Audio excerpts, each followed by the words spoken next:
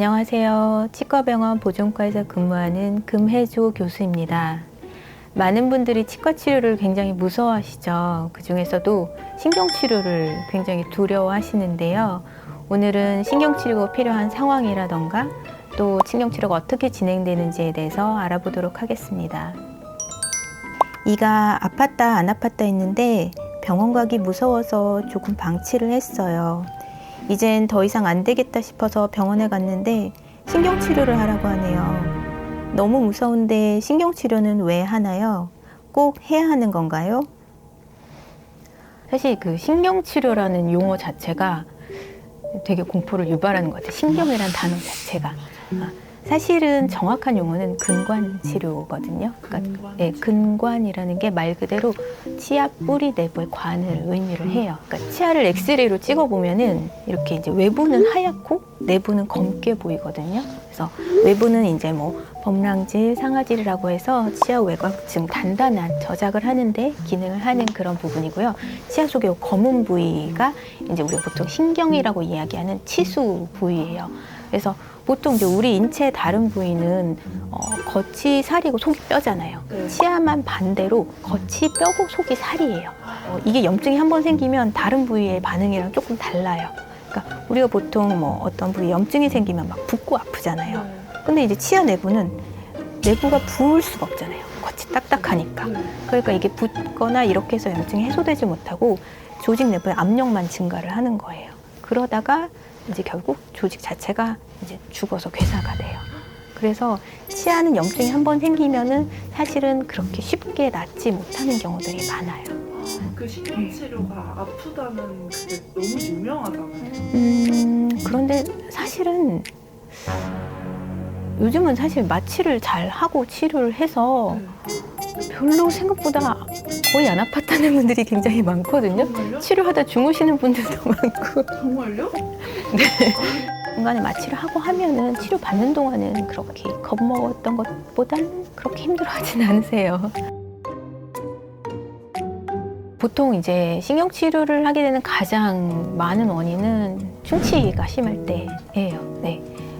치아가 뭐 심하게 썩어서 이제 신경까지 세균이 침투하고 그래서 이제 치아 내부를 소독해야 되는 신경치료를 하는 경우들이 많고, 뭐 어차피 우리가 충치를 제거하려면 충치만 딱 제거하는 게 아니라 충치가 있었던 주위 조직까지 깨끗하게 제거를 해야 되기 때문에 충치가 깊었다면 아프지 않았더라도 신경치료 들어가서 소독을 하게 되는 거죠. 치아 내부가 골마가다 보면 그 뿌리 끝에 구멍을 통해서 또 잇몸뼈로 고름이 번져가요. 그럼 계속 전염되면서 염증이 번질 거 아니에요. 그럴 때는 이제 다시 이제 신경치료로 치아 내부 원인을 치료해야 이제 결과가 낫겠죠. 치아에 균열이 심할 때도 신경치료를 할 수도 있어요.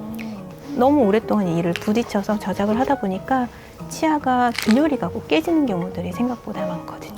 아니면 뭐 임플란트나 뭐 여러 가지 틀니를 하는 과정에서 치아들 상태가 안 좋아서 뭐 위치가 안 좋다거나 위치가 변해서 또 신경치료를 하게 되는 경우도 있을 수는 있어요. 신경치료를 하나 했는데 네. 거기 선생님께서 해주시면서 네. 다음에는 이를 뽑아야 된다. 겁을 주려고 하신 건지 또 신경치료를 할 수 있는지 이런 게 궁금해요. 치아가 정말 많이 손상됐으니까 신경치료를 하게 되는 거고, 그러다 보니까 이제 치아를 살리는 거의 마지막 치료가 되는 경우들이 많기는 하죠. 사실 가능해 보인다면 기존 신경치료를 다시 뜯어내고 다시 소독을 해서 염증을 다시 가라앉혀 보는 치료를 시도를 해볼 수가 있죠. 이를 빼고 싶진 않잖아요. 해볼 수 있는 치료는 이제 뿌리끝 수술, 정확한 용어는 치근단 절제술이라고 해서 대부분 이제 문제는 뿌리끝 부분에 이제 집중되어 있는 경우들이 많거든요. 여러 가지 형태적 변이라던가 세균이라던가. 그래서 이제 뿌리끝을 직접 염증을 해결하는 수술을 해볼 수 있어요. 교수님, 그러면 신경치료가 불가능한 경우도 있나요? 치료가 어렵다고 해서 오시는 분들이 이제 뭐 신경관이 막혔다, 신경관이 굳었다 이렇게 해서 오시는 경우들이 많아요. 그래서 치아 내부의 치수는 원래 살 같은 말랑말랑한 조직이라고 말씀을 드렸잖아요. 근데 그 부분이 이제 우리가 많이 쓰면 굳은 살이 생기는 것처럼 치아도 많이 쓰다 보면 치아 내부에 말랑말랑했던 치수 부위 조직들이 치수 조직들이 단단하게 좀 경화가 되고 굳어지는 경우들이 있어요. 그런 경우는 사실은 뭐 우리가 억지로 막 뚫어갈 수 있는 부분은 한계가 있기 때문에 신경치료가 좀 어려울 수는 있죠. 이제 신경치료는 어쨌든 치아의 뿌리 자체는 건강하다는 전제하에 나머지 부분 살려 쓰는 거기 때문에 이제 치아 뿌리 자체가 손상된 경우는 정말 치아가 수명을 다한 거예요. 그때는 이제 신경치료로 해결을 하는 게 아니라 이제 발치를 해서 더 이상 염증이 번지지 않게 해결을 하는 것이 이제 치료 방법인 거죠. 신경치료를 하면 뭐 신경을 죽인다 뭐 이렇게들 생각을 하셔서 되게 무섭고 뭐 안 좋은 치료라고 생각을 하시는데 사실은 신경치료는 치아를 살리는 치료거든요.